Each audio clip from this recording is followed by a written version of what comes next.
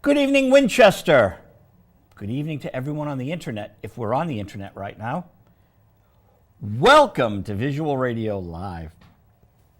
December 26th, 2013. Hope everyone had a great Christmas. And of course, you can all recite it with me. The views and opinions on Visual Radio are those of the host, Joe Vig, and his guests, Gary DeCarlo of STEAM and Frank Delastrito, and not necessarily those of Winchester Community Access and Media. The board of directors, the staff, the members, the people of Winchester. As Patti Smith says, my sins are my own, they belong to me. What song was that? I think it's Gloria. I think she does the Van Morrison tune, Gloria, and she adds that little line, my sins are my own, they belong to me. I saw Patti Smith on the 16th. Of course, I saw her in 76 back at Paul's Mall. But I'm looking at the clock. When you see my head go like that, I'm looking at the clock. It's 8:01. I saw Patti Smith at the Lou Reed Memorial in New York at the Apollo Theater. That's Thor or Odin up there with the light. So is this lovely, wonderful, respectful memorial concert that I discussed last week. We get Christmas cards. Oh, let's see. Steve Hawley and his girlfriend Marie Claire. Dear Joe, hope 2014 is wonderful. Cheers, Steve and Marie Claire. Christmas 2013. And Bob Boyd writes to me and the roommate from his wife. And furry ones to our kitties. Thanks for your continued friendship. All the best in the new year, Bob and Denise. These came in today. So if you think that UPS has problems and FedEx with the post office was just as behind schedule. Okay, and this is from Angel Connell, a filmmaker. We've got to have Angel on the air. We've got to have Angel on the air. Angel Connell and his wife. Oh, they usually send photos of the kids and everyone. I hope all is well with you. Hopefully, we'll reconnect in 2014. Yep, our family wishes you an enjoyable Christmas and joyous New Year. So this is the Connells. Perusian Pictures. I wrote a story about him years ago, and he still remembers me. I love getting these missives. Usually get the missives from Canada, from Robert Francos and his wife Marie. We'll leave the missive there. Okay. January 9th, January 9th, we'll be on the air. We're preempted on the 16th for a board meeting right here. And if you come down, you might get some free pizza. But anyways, this is really important, and we can't put this out. Senators Tammy Baldwin and Edward Markey preserve public access to local television. Let me tell you something. Ed Markey's office, I go in there. There's no access in Medford, and that's where his office was, on top of the access station. You cannot believe the article I'm going to write. And to Senator Clark and to Congressman Clark, she was a senator.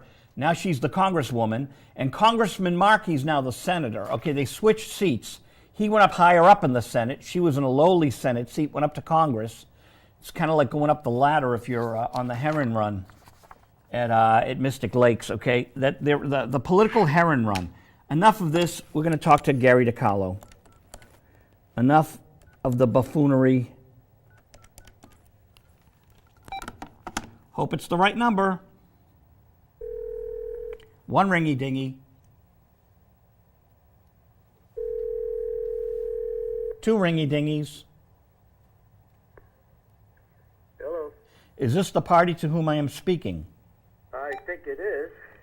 That's an old Lily Tomlin line. Yeah. I met her. You know, she was very nice, Gary. Gary DeCarlo is on the phone, people. Gary DeCarlo, good friend of the show, who's been on many times. Gary, I saw her at Symphony Hall, and she signed everyone's album after the show. Really? Which you do, right? You always say hi to the fans. Hello. You don't run off in the limo, right? Well, after the PBS thing, this was a big year for you, 2013, wasn't it? Yeah, I'm starting to get some attention, and I'm happy about what's happening. I obviously would like to be doing some more shows and stuff, but I'm happy with what's happened. Yes. Well, this is a very special weekend. I'm so honored that you're calling in tonight because it was how many years ago tonight that you knocked the Beatles out of number one this week? 44 years. 44 years ago, Gary DeCarlo and Na Na Hey Hey Kiss 'Em Goodbye kissed goodbye to come together in something, correct? Yes. Off of Abbey Road. That is such a monumental achievement. Yeah, I never thought that would happen, Joe. I felt that we had gone as high as we were going to go, and it happened. I was shocked, but I was happy. But it was a double-edged sword for me because I wasn't on the road with the record, and I was happy that it went number one. But yet I wasn't happy because it wasn't me that the people were seeing. Well, we have to look at the positive. Everyone now knows that you're the singer, and the PBS special gave you your just reward, I think. Everyone now knows it's Gary DeCarlo. Not everyone, but a lot of people do, and yes, you're right. I have said this to several people lately that thanks to T.J. Lubinsky and Henry DeLuca putting me on that show, people realize that is me singing. And thanks to Charles Rosenet, we're in touch. Yes. Great Charles Rosenet. Oh, yeah, Charles has helped me and had me do some things for him. And as a matter of fact, he called me a couple of weeks ago and he asked me if I would do there's a Beatles thing coming up. I believe it's January 19th. It's supposed to be in New York City. It's the 50th anniversary of the Beatles. And he asked me to learn a Beatles song that I liked and asked me to do it. I guess I don't know all the details to it, but it's supposed to be televised, and it's going to be in New York City. It's supposed to be a symphony orchestra also. So now this isn't at the Apollo, is it? Joe, I don't really know. I don't think he told me the venue. So, I know that it's supposed to be in New York City. That's all I was told. Because on February 6th, Kitoto Von Heb, the daughter of Bobby Heb, will be singing Sunny at the Apollo Theater with one of Charles Rosenet's shows. Oh, no kidding. Because her dad toured with the Beatles in '66. He did Sunny on the tour. Of course, it was number one in Cashbox, number two in Billboard. And as you know, I'm producing Kitoto in the studio right now.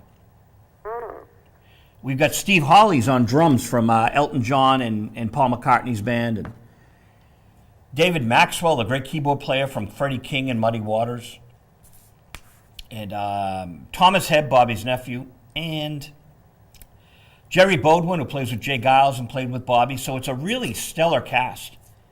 Yeah, it sounded it. I got to have you come up and hear the tapes. We got to get you to Boston again. That's what we got to do. And we'll talk about that. Yeah. So, I want to talk to you about, I want to keep it laid back tonight. I'm playing out on January 18th, a Saturday night. What do you think of that? What is that? I don't know. I started as a performer. I had 4 albums out in Paris. Right. You didn't know that, maybe. No, I didn't know that at all. No. Yeah, I had 4 records out, and I met Jimmy Miller of the Stones, and I got into the business side rather than and into writing because, I played over 1,000 shows, But Wow. Saturday night at midnight, we're going to do the Velvet Underground's second album in its entirety. And then in February, I should do the whole Steam album in its entirety.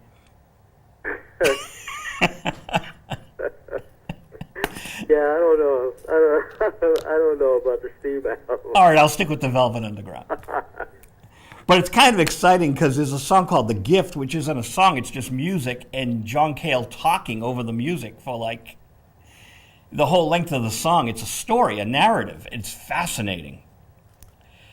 And I better have it all printed out so I can recite it and read from it, because who's going to memorize the whole thing? But it ought to be fun. And, you're always welcome to come up here. We'll have to get you a Learjet to come up to all these shows. Yeah, absolutely. But I did want to talk about your Ohio show. Yeah, I did it was a benefit for Sonny Geraci. Oh, yeah. Yeah, and from obviously from the Outsiders, and quite a few people showed up. It was a great weekend, Joe. I tell you, everybody came there and sang their heart out, man, for Sonny, and everything was donated to Sonny and his family. Things were sold there. We were signing shirts and guitars, and it was a lot of fun. I met a lot of nice people, and I'm just happy that it turned out well. Sonny they brought him in, and he saw us, and we sang "Time Won't Let Me." Everybody that was in the show was on the stage, and he was just sitting there, and man, you could see he was really excited about it. He was in another band too. Yeah, Climax. Precious and Few. Yes. I believe I've seen him in concert here in Boston. Yeah, very talented. He sang well, and he was very good on stage too. Dennis Stefano too. He's actually one of the guys that put it together. Him and this woman Ray Antonucci that put it together for him. And Dennis is good too. Dennis is very good from the Buckinghams. He was the lead singer on all the hits. Buckinghams were amazing. The song "Susan" is brilliant. Yeah, Dennis is going through pretty much the same thing like me, because the Buckinghams, I guess, own the name, and they're performing around the country, and they're doing the songs, but Dennis is actually the lead singer. And he's not really getting the credit that he deserves. Wow. So, yeah, you hear all these stories, so. Well, Time Won't Let Me. How about Time Has Come Today? The Chambers Brothers, I guess they didn't get their royalties on the recordings. Really? I'm reading that on my Facebook. They had one of the guys. It is so difficult, this industry. People don't realize it isn't all millions of dollars in limos. Oh no, absolutely not. They see you on stage, and they don't realize the amount of rehearsing and buggy lugging and the traveling and just a whole lot of stuff that goes into it before you get on that stage. But if you love it, you do it. Now, do you remember the Jean-Claude Van Damme movie Time Cop? Yes, yeah, I do. Yes. So at the end of it is Time Won't Let Me, appropriately enough. Uh-huh. But it doesn't sound like Sonny Geraci to me singing. I wonder if they redid it for the movie. Yeah, that's very possible. I don't know. I never really paid attention to that. Yeah, because it comes on and it's like, oh, gee, why didn't they use the original record? But I'm hoping it's Sonny. Now, in Generations, the Star Trek movie... Yeah. No, I'm sorry. It's not Generations. It's... maybe it is Generations. It's the Star Trek The Next Generation. As they're going up in the spacecraft with the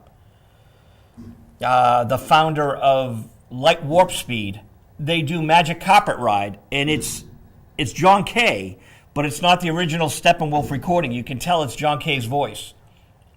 It's definitely a new recording. I guess for the movies, they want upgraded sound. I'm sorry, the original's still the greatest. Nana Hey Hey Kiss 'Em Goodbye is a classic song. Yeah, when you did a new version which breathes new life into it, but you didn't copy the original. Yeah, I'm getting very, very good response from it, Joe. A lot of people, it's being played on a lot of oldie stations, and what they're doing is they're playing the old one, and and they're playing the new one, and people are responding and saying that they pretty much like them equally.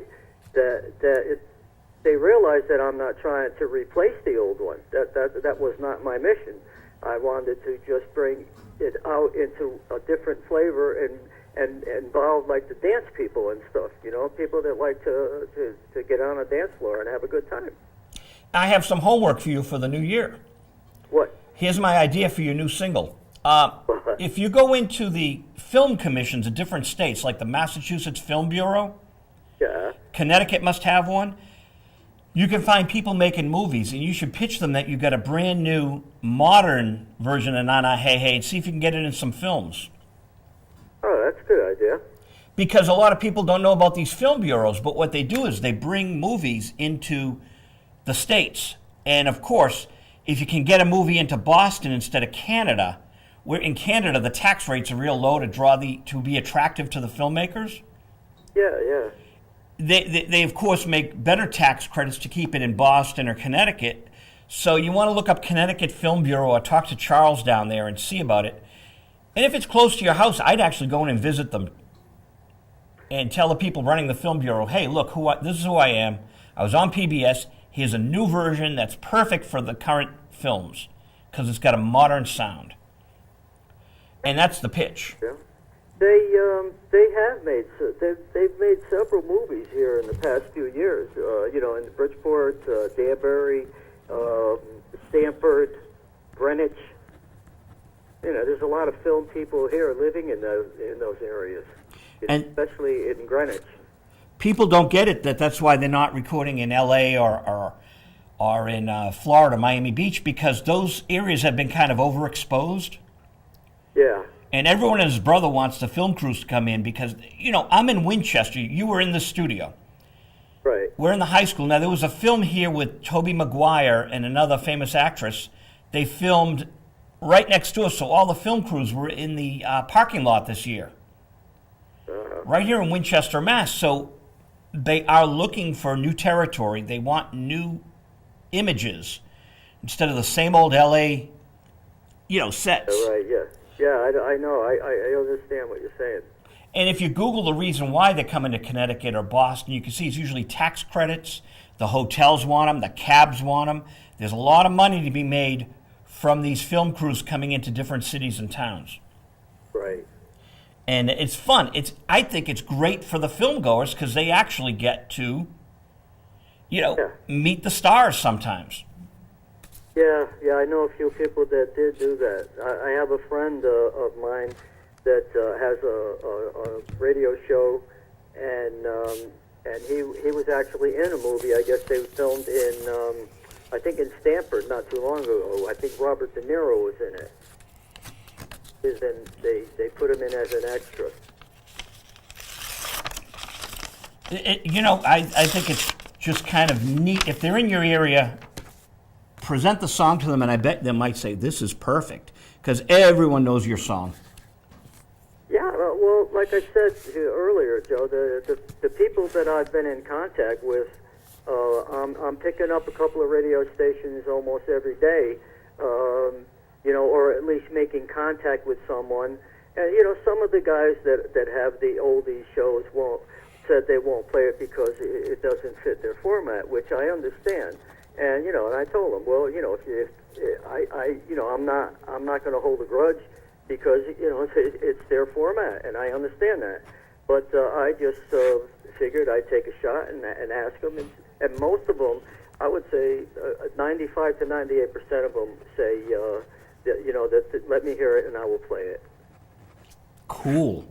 That is so tough in this time because in Boston, it's very difficult for a lot of the stations are run by consultants. Even though they have a music director and a program director, it's the consultants. I know how that works, man. It has to go through that music director, and a lot of times they won't play it. But even the music directors seem almost powerless because they're paying these consultants to tell them from Texas what to play in Boston, which I think is absurd. Really? Yeah, they hire consultants now, and that's what you really need to do. You need to hit the consultants up the radio consultants and pitch to them, because they're the ones who make a lot of the decisions, and the music directors and program directors are marginalized in 2013. Marginalized. People don't... How do you find them, Joe? Huh? How do you find the consultants? I mean, they're not listed under consultants, right? No, but it's easy enough. I can do a little research. I was in business with a radio DJ years and years ago, and Gary Guthrie was the consultant, and we were at the Hard Rock Cafe. This is 1989, 1990. And he said, Joe, I was at this Bob Seger concert, and they were swaying to this song of his. And I said, I got to put more Seger. And I'm thinking, Gary, you're from Texas, and we're in Boston. And when I walk down the street, I hear the cars blasting out of people's car windows.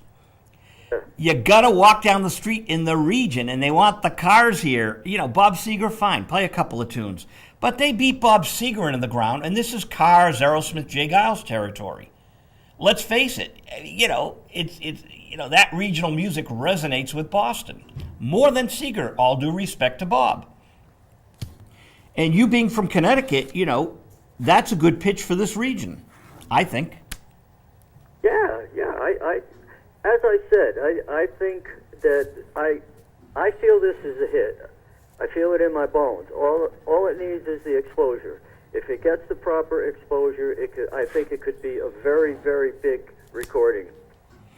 And it's called Nana Hey Hey Kiss 'Em Goodbye, right? No, I just call it Nana. Nana. So it's just called Nana. Nana. I was saying Nana 2013, but it's the end of 2013. So I just call it Nana. It's dance in parentheses. Nana dance. Oh, I like it. That's cool. Yeah. And have you recorded other songs? Yeah, I'm on my sixth song I'm making a CD, and I'm making it. It's going to be just 8 songs. I'm just going to do a small one, and I'll do like 7 up-tempo things and 1 ballad. That's it. And I'd see what happens. I'm hoping now. I have something that I really can't, get into saying, but if something turns out the way I'm hoping it does in January, it could be a pretty good thing for me, record-wise, and I'm hoping that through this and people hear it. Well, speaking of things happening for you, Joe Tortelli's been working earnestly on your book. Yeah, absolutely. I talked to him this morning. Oh, how is he? He's good. He said that, he's waiting, I guess. He's going to have to buy a new tower, I guess, for the computer. Yeah, I gave him the information that he wanted to. He asked about the address to the house and about the movie theaters and, a few other things. And I gave him my number and stuff, and he said, if he ever wants to call me, ask me anything, just give me a call. So, the recordings, who are you recording with? I'm recording at my bass player's house. My bass player has a studio in his house, and they're coming out good. And now what I'm doing is I'm mastering them at another recording studio here in Shelton, which is Long Hill Recording, and this guy Paul is very good, man, in the studio. Paul Opelek. He's got good ears, and he's good on the board, and it's coming along well. Now, is it you and your bass player, or do you bring people in? No, my bass player and my guitar player and me. That's it for right now. And I have a drummer, and I also have a keyboard player. Wow. Sounds like fun. Now, you didn't bring them out to Ohio, though, right? No, they just flew me out. It's too expensive, for them to bring the band out with me, so they just wanted to keep the expense down. And I worked with the house band, whatever band they put together for me. It was great, though, Joe. I had like 5 horns behind me, and a good, solid rhythm section. the one drummer on Friday night. Let's see. He used to work with. Who did he work with? One drummer, I think Saturday night worked with the Eagles. The other one worked with. I'll get it sooner or later. I can't remember. Big people. The Eagles and somebody else very big. I don't know. I don't remember. And you played somewhere other than Ohio recently. Where was that? Yeah, the month before that, I was in Jackson, Tennessee, again for this fella Jerry Hunt. He has a large radio station down there, and he puts on like 2 shows a year. And I went down there. We had a great time there too. Ron Dante was on the show. Billy Joe Royal. It was a good time. I love Ron Dante. Hmm? I love Ron Dante. Yeah, Ron Dante's a good guy, man. He puts on a nice show too, and he's doing very well for himself. Now he does his Archie's hit, and he does his Love Grows Where Rosemary Goes, right? Yeah, But he doesn't do a Barry Manilow medley, does he? No, not at all. No. You know, he produced a lot of Barry Manilow. No, I know that. Yeah. So that song Mandy, Scott English, Richard Kerr, what a song. Absolutely. And it was Brandy originally. The name Kyle Vincent that did Mandy, and I guess he has done it at a lot of shows, and he does it well too. Ron Dante does? No, Kyle Vincent. I don't know him. No, we met. Matter of fact, I flew down with him, and we hung out together, and then we flew back. So I got to know him. He was in the Philippines, I guess, not too long ago when they had that typhoon. Yeah. Yeah, he was in the Philippines, and they were putting a show together in Los Angeles for the all the people, with all the devastation there. And I guess they had a problem with ticket sales, so they postponed it now. And I guess it'll be maybe in the summer again. Now, who is Kyle Vincent? Was he the lead singer of Scott English's band, or? No. He's just someone that's in the business, and he sings well. He's a nice guy and everything, personable, and he just goes around and does these shows because the people like him. He worked with I can't think of the name of the group. But he didn't have a hit with Mandy. No. Oh, he just sings it. Sings it, yes. Yeah, it's a great song. It's just really well. I can't remember the group. They were the jumped around and everything. They were back in the I think in the 70s or the 80s.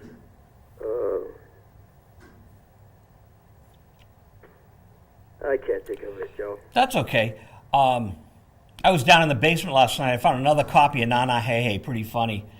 Did you? Yeah, because I'm organizing my house. I have, I started my TV career in '79, such as it is, public access, right? Yeah. But I have VHS tapes galore. You can imagine, thousands around the house, my bedroom, the living room. So this Christmas, on Christmas Eve, I cleaned out all the VHS tapes out of my bedroom. There might be 20, 30 left, right? Put them in storage. Thousands in the basement. I mean, they have to be transferred. It's so much work. But get them out of the house, put them in storage, have some breathing room in the living room and in the bedroom, Yeah, absolutely. But it's just, I'm finding stuff. Now that I'm pulling the VHS tapes out, I didn't realize what clutter they were. And now my albums are organized and my books, and I feel so much more comfortable. Yeah. With all my goodies. So I got your 45 next to a Velvet Underground Greatest Hits. Well, the one that you found, is that the original Nana? Yeah, it's the original, whatever, Blue Label, Yeah, Fontana. Yeah. So I have a couple of them anyway, and, we got another record show coming up. You're always invited to come up to them, February 23rd. Yeah. I'll find some more there, I'm sure. We go looking. I love vinyl. I'm glad vinyl's coming back. Yeah, I've seen and I've heard that. I still have a ton of 45s and albums in vinyl. I like them too. They don't bother me. I mean, the digital stuff is very clean, and I enjoy it when you put headphones and stuff on. But the albums and stuff didn't really bother me that much. The only problem with them was you had to get up or to change put different albums on and everything. Whereas with the digital, I mean, you could listen to a couple of thousand songs. I have a John Lee Hooker 45 on Battle Records. And my friend Bobby Hebb played on some John Lee Hooker. We can't find it. But this Battle record is the record before Bobby Hebb's record on Battle with Sylvia Robinson. Remember Pillow Talk? Yes. And Love is Strange, which is in Men in Black 3. So Mickey and Sylvia. Right, yeah, I remember that too. So it was Bobby and Sylvia, and they did a single for Battle. So I'm thinking, we couldn't find the Excello recordings, and I'm thinking maybe I got wrong information. It must be he recorded with John Lee on Battle.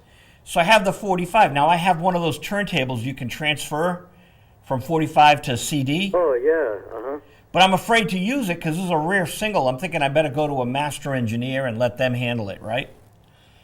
Because it could be the only fragment we have of Bobby playing with John Lee. Oh, yeah. I got a single, Bo Diddley, Bobby playing spoons with him. Okay.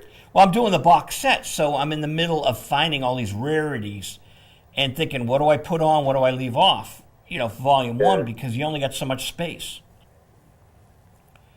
But, it's I love going through all these archives and hearing things and piecing it together. Yeah, well, obviously Bobby did a heck of a lot more stuff than I did, so I'm sure that you can find much more of him and to be able to put together whatever packages that you want.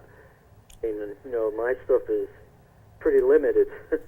But we really need to see an overview of Gary DeCarlo with all of the singles you issued and with any master tapes that can be tracked down, because your work is important. And it would be nice to have a comprehensive, 2-disc set, even with some live material. Oh yeah, I had about 8 or 9 singles on YouTube, but the guy's site got hacked, and he was only able to put 3 up, and that was it. I don't really know how to do this. I'm gonna have to learn to be able to put this stuff up myself. I don't know how to do it. Well, we'll talk offline because I'm not going to mention any of the sites, but there are sites where you can find your singles if you don't have all of them. Yeah. And then they have to be I have the 45s, but I'm saying I don't know how to put them up, even onto my Facebook and stuff, or even onto YouTube. Oh, we have a fellow here at Wingcam, Joe LaRocco, who made a little movie for me. He put up one of my singles, There's Nothing Like a Hit, and he put a film behind it. So he created this really lovely black and white dazzling thing, and then my image, and he created the film, and then over the film he was able to put the audio. Because with YouTube you got to have a movie. Yeah. Even if it's just an image of you with stuff floating around behind it. And so I'll send you it so you can see what he did. And if you've got some friends in the studio that are web savvy, you need to just find a video film. Even if you had film of you singing live, right? Oh, yeah. Well, I'm in the process of doing a video for Na Na Now, the dance version. We're just coming up with a concept, and we shot a couple of things last week. And, now we're just kicking around some other things. And basically we're going to do pretty much like what you're talking about. When we had some shots of me on stage, and then, obviously I'll be singing to what we're going to do is, what the concept was me singing, and then there was going to be the guy and the girl, and it was going to be black and white, and it's gonna look like an old vintage shot. Whereas I'm singing to her and telling her years ago not to go with this guy and to leave him, as opposed to me singing now to a young girl. Got it. Well, I got some advice for you on making a film. Well, Two pieces of advice. One, if you have some footage of you live in a club that you're happy with, yeah. you can put it onto, if you have a Mac computer, the Mac computer should have iMovie. So you pull up the iMovie thing and you upload from your camera the video of you live in concert.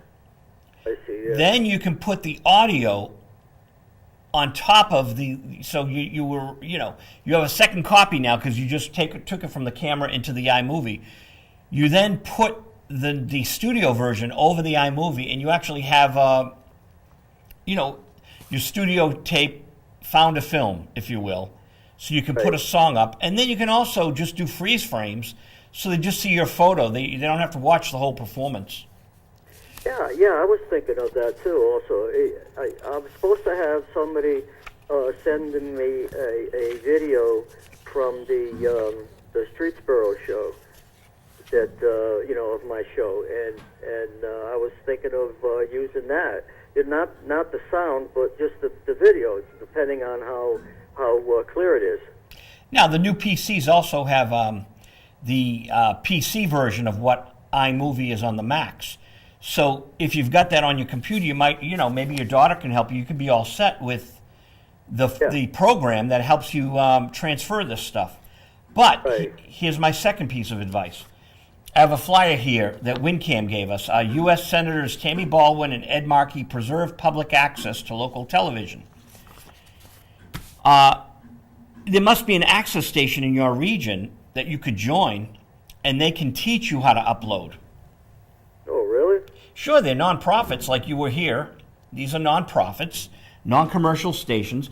But I'm a big believer in public access, so you go there and it's $25 for members to join here at this nonprofit. So we pay annually $25, and we get to use the equipment, and we get to create our shows. Now, you got to create a show that you can air. So you got to do the Gary DeCarlo hour. Mm-hmm. And you can have guests on too. And then you can say, okay, here's my new video, and you can upload it, but they'll teach you how to upload your video. So I'll look around the web to see what's in your area, because I'm a big believer in public access and proponent of it, if you will. So you did a couple of shows recently, and you've got a band. And are you practicing the band, or are you just working on the album? No, just working on the album now, because the guys work. They have a little unit themselves, and plus, because it's so hard to get jobs, they also play with other bands. But I figure once something starts to shake, most of the time, Joe, when I get hired just for me, because they don't want to pay to fly the band or whatever. Oh, it's so cost prohibitive these days. Yeah, because it's tough out there. So I figure that if I can get something shaking around, we have a fella that books 3 or 4 pretty good sized venues here, and we're going to turn around and talk to him once this gets done, and I'll see what I could put together. Possibly put a little 60s type show together, and work it around the venues and see how it works out. Plus, I got something happening with Mohegan Sun that, if it comes together, that could be pretty nice too. Oh, I'd love to come down to it. Love to come down to it if you're playing. So let us know. Absolutely, Joe. I will, definitely. So, is there a working title on the CD? No, I haven't gotten to that point yet. No, I don't know. I was thinking of long time between drinks.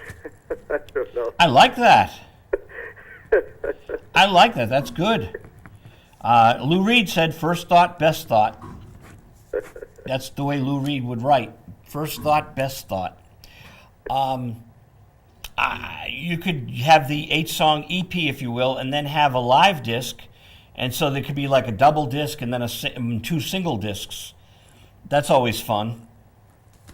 Yeah, believe me, I haven't gotten to that point to where it's totally done, and then, and speak to the people that I'm supposed to speak to in January and see what happens with that too, and see if they have any ideas.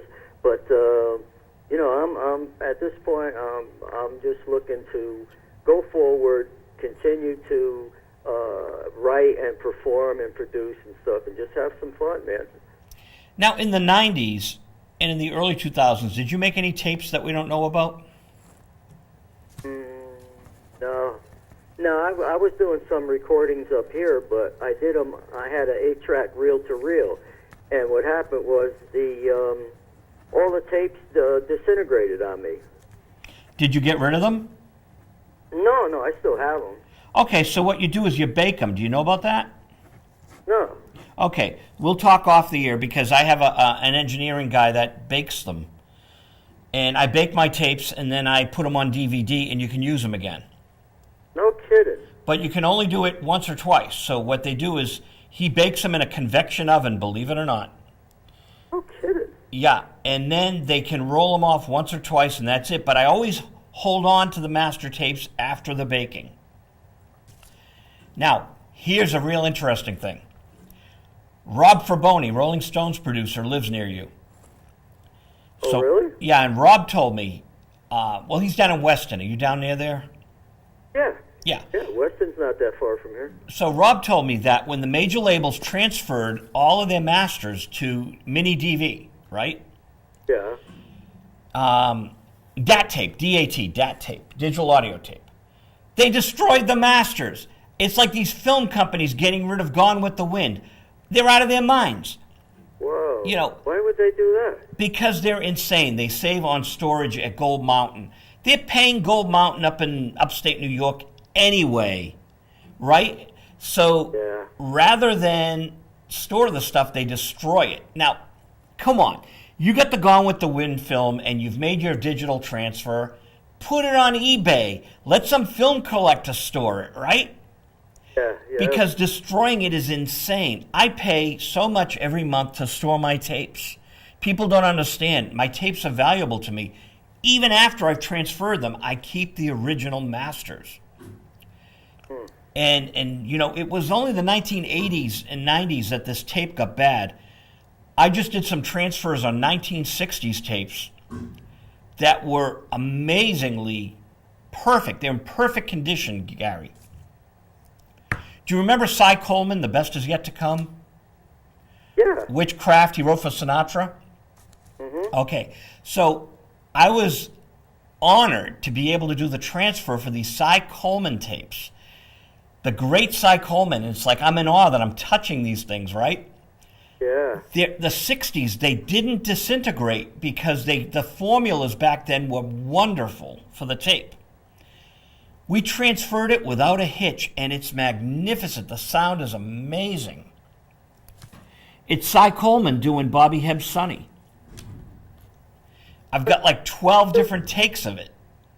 Wow. And you hear Cy Coleman doing mix after mix of this classic song because he was the publisher. Okay? Yeah. And, I got to touch these tapes. I got to transfer them, and they're just immaculate. No baking, as they were made, and probably never played in 40, 50 years. Wow, that's funny.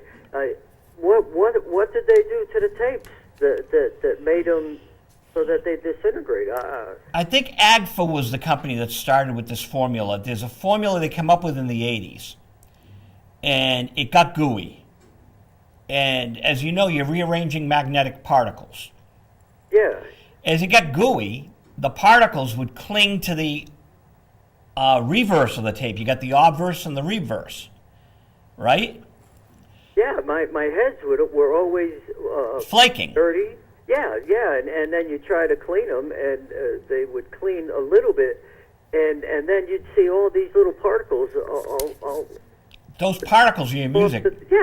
Fall off the tape. It was. So you stopped recording, and you put the tape back in the box and you bake them. Okay.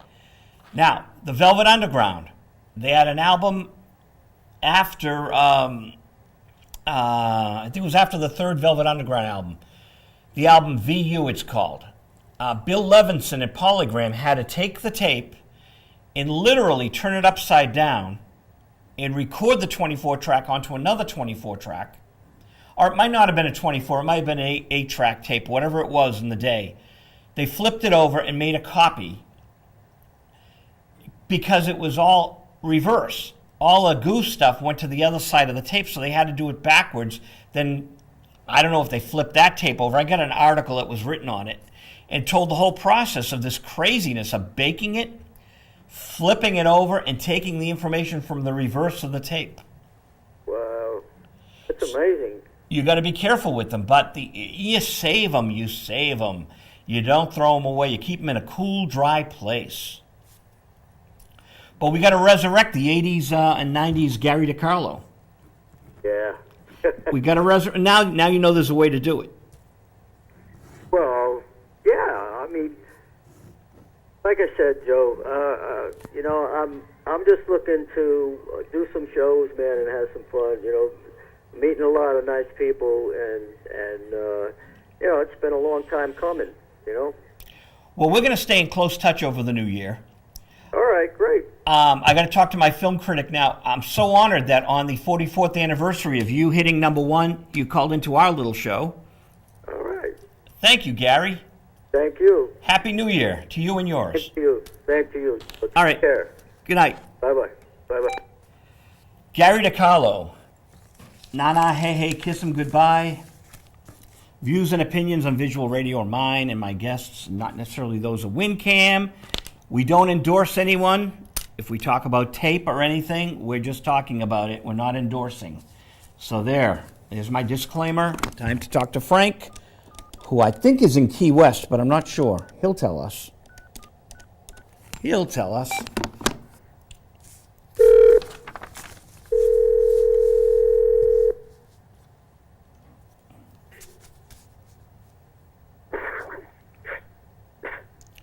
Hello, Frank. Uh-oh. We got a bad signal. Hi, Joe. Joe, are you there? Hey, we're there. All right. Hey, you sound nice and clear. Yeah, I'm in Key Largo. The weather's clear. The signal's aren't. But what can I do about that? Where's Key Largo? Key Largo is, if you go to Miami, if you drive down south to Miami and keep going, not too far, you're in the Florida Keys, and the first of the big keys is Key Largo, and the last is Key West. Oh, I got divorced in Key West. Did you? Well, kind of, sort of, not really. We broke up down there. There. Okay. Wasn't married, but, you know, it was, you know, we'll always have Key West, me and whomever. Okay. Oh, well. Well, elaborate on that if you want. It's up to you. But Key Largo is a song, and so that's the first of the keys. See, it's been so long ago, I forgot. All right. Well, I don't think she's forgotten you, Joe. They never do. That's all I'll say. They never do. Key Largo, what are you doing down there? What's the fun happening thing? Oh, let's see. Well, we got family in Florida, so we came to Florida for family for Christmas, and then I've never been to the Florida Keys, so we came down here. It's I think the fun things are everything I don't do. There's a lot of fishing and a lot of beach stuff and all that. But we're going to drive to Key West tomorrow. All I can say is this is a great time of year to be here, except the hotel rates go really high. Oh. So I'm paying through the nose for this room, and I couldn't afford Key Largo. Key Largo, the cheapest room we could find was $500 a night. Oh, my God. Whoa. I imagine there's cheaper ones, but they were all gone. So Key Largo really broke the bank. I couldn't afford to go any further to sleep. I was gonna stay over in New York. It would have been $100 at the. I won't even say the name of it, but I came back on the train. I just came back. Yeah, I mean these cities, you got to be prepared to spend it. You can't, because I should say this is their busy season. This is when all we Yankees. I'm a former Yankee, but you're a Red Sox. But all the Northerners come down here. You see a lot more Ontario plates than you see Florida plates sometimes, and so that's what's driving the room rates up. I'm told it's really cheap if you come down in the summer, but in the summer, because it's very hot and humid. And we took a trip through the Everglades today, and when we entered the park, it said mosquitoes, moderate. I love it. We got in the car, and we have to be bitten about 20 times instead of this is moderate. I'd hate to see heavy. So it's cheap. I mean, you can come down and stay in the Keys cheap if you're really willing to put up with some misery. All right, we got 4 minutes to talk about The Outlaw. The Outlaw, one of the most notorious movies of the 1940s, because Howard Hughes, in a very public search for to be put it bluntly, a large-breasted woman, and he found Jane Russell, who would have a long career in Hollywood, but he found her age 21, and this was her big break. And he filmed The Outlaw, and I'm sure some of your listeners will know he had a special bra designed to enhance her appearance. Not that she needed it. She refused to wear it because it was so damn uncomfortable. But she didn't need it. And this was notorious. So he made it in 1941, and he hit censorship problem after censorship problem. It finally premiered in 1943, and it was shut. I think it premiered in San Francisco. We think of it as a liberal town now, but it was shut down after a week. Then it didn't play again until 1946. And it's all sorts of legends as to what was filmed. There's supposedly a 20-minute sex scene between Jane Russell and Jack Butel, who plays Billy the Kid in the movie. Now, I think by 1940 standards, what they consider the sex scene would impress us as rather tastefully suggestive. But if it was ever made, I mean, and then you just stack the legends about this movie one on top of the other. I've never seen it. The movie as it is almost 2 hours long, and there's nothing approaching what we would call a sex scene in there. There's some suggestive scenes. Some I would say were mildly erotic by our standards, but this was hot stuff. And in the motion of the movie, the posters, he was accentuating you-know-what on Jane Russell. So this made this movie famous and made her a star years before it ever really came out because of the censorship problems. Was it her first movie? Yeah, I think it was her first movie. If not, it was her first movie of any note. She was only 21, and she would not make another movie again for 5 years because both she and the guy that played Billy the Kid, Jack Butel, were put under contract by Howard Hughes, and he had this habit of putting people under contract, paying them their salary every week, and not letting them work. Because once you're in the contract, you can only work on what you're assigned to, and he wouldn't give them any assignments. So he basically sat on the shelf for 5 years until their contracts expired. She went on to become a star. She was Gentlemen Prefer Blondes with Marilyn Monroe is probably her most famous film after this one. And he basically had no career. He did some television work in the 1950s, but he disappeared. For all its hoopla, it is a kind of a weird film to watch because Howard Hawks started directing it. So there was a falling out of some type between Howard Hawks and Howard Hughes. It might have been something as simple as a schedule conflict. It might have been too much interference. Again, you can take your pick. Unless you really get into it, you're not going to know. And so Howard Hughes took over the directing of the movie, and the movie seems kind of weird. You wish they tightened it up. The scenes seem to go on too long. If you gave me the print, I'd say cut a half hour of that. Make the conversation tighter. Make the scenes move a bit faster. So it seems to drag for a movie that was supposed to be so erotic. It's really has a lot of stretches in it. But it was a landmark movie at breaking down barriers, et cetera, et cetera. And that's our time tonight. Enjoy Key Largo. I'll talk to you next week. Thank you, sir. Good night. Bye-bye. Bye-bye. Views and opinions on Visual Radio are mine, not my guests. We do no endorsements here, except for the movie tomorrow night, which is public domain. Reeling is next. Thank you, Wingcam, Sean O'Brien. Thank you. Good night.